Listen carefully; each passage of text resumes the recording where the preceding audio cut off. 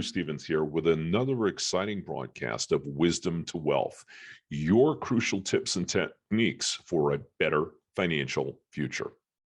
I'm here to talk to you today about 2022 and what incredible moves you can make in this year alone for money magic. 2022 is here and we're off and we're running.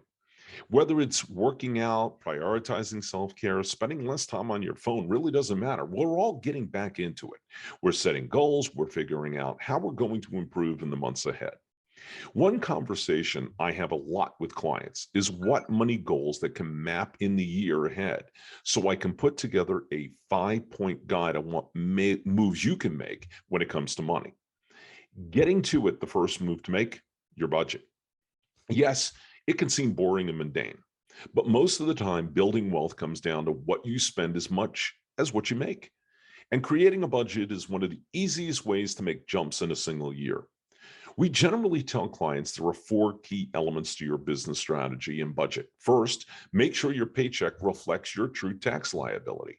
If you don't have enough withheld or are self-employed, you'll need to be sure you're putting enough money away to pay taxes. I have an individual that actually does adjunct work for a major university, a couple of major universities. And believe it or not, they weren't taking enough money out of his pay, and he wound up owing several thousands of dollars in taxes. Make sure you're looking at your taxable income. Second, figure out how much you're spending on recurring expenses like personal debt, rent, mortgage, utilities, and discretionary items like eating out. Third, dive into big ticket items that you will need to cover in the short term. Look at what the expenses you're going to need. We all have what are known as regular recurring expenses, those variable expenses, whether it's utilities or whatever the case may be. But we also know that we have non-guaranteed expenses. We need to keep money in the bank and we need to have some liquidity to pay for those non-guaranteed expenses.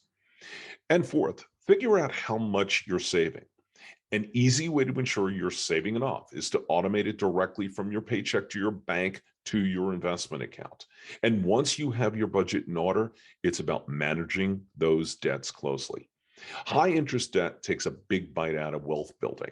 So the next step in your 2022 moves is to get it paid off as soon as possible. I know somebody that has $70,000 worth of debt, has it over around 7 or 8 different credit cards. When we looked at what the interest rates were, they were off the charts. So one of the things we did was we introduced her to an organization that I partner with known as Empowering in America. If you want the link, send me a link and I'll be more than happy to help you. But they do debt consolidation, especially when it comes to these high interest bearing accounts. See, carrying credit card debt is always a bad idea, but with rates poised to go up, it will only get worse. So creating a plan to aggressively pay off the debt is an excellent way to go. We work with plenty of clients through their plan to pay down debt, whether it's big or small, because what I always look for is ensuring that people are able to lead the lifestyle that they want with as much liquidity as they want so that they can have a long plan to use it in the long term. Clear your debt. Your financial plan will thank you. The third move is to make it all around taxes. When it comes to taxes, many don't understand what they can do to lower their tax bill. Contributing as much as possible to tax-deferred retirement accounts, health savings accounts, flexible spending accounts, or 529 plans allows you to save and it actually lowers your tax bill. If you maxed out your 401k plan after tax investing in an IRA, can help save additional tax-advantaged funds for retirement. Move 4. Head off risk by topping off your emergency fund and checking your insurance coverage. First, if you have an emergency fund, but your income and expenses have gone up, it's time to reload it to keep pace with your life. Second, when it comes to insurance, it's good to get a gut check of everything you have, including family, life, home, and disability. And don't forget, if you have special needs, you will really need to have to check in for that uniqueness.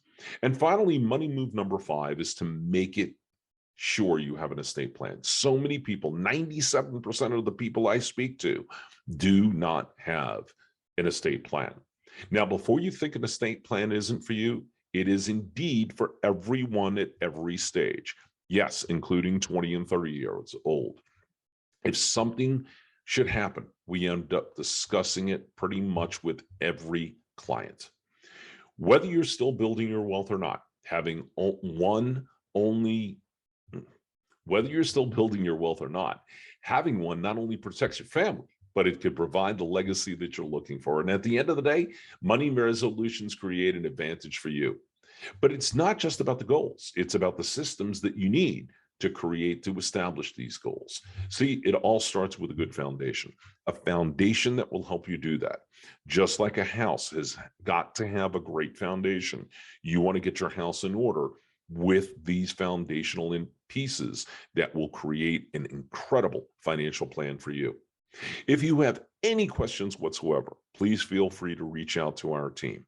We can be reached at www.drew-stevens.net.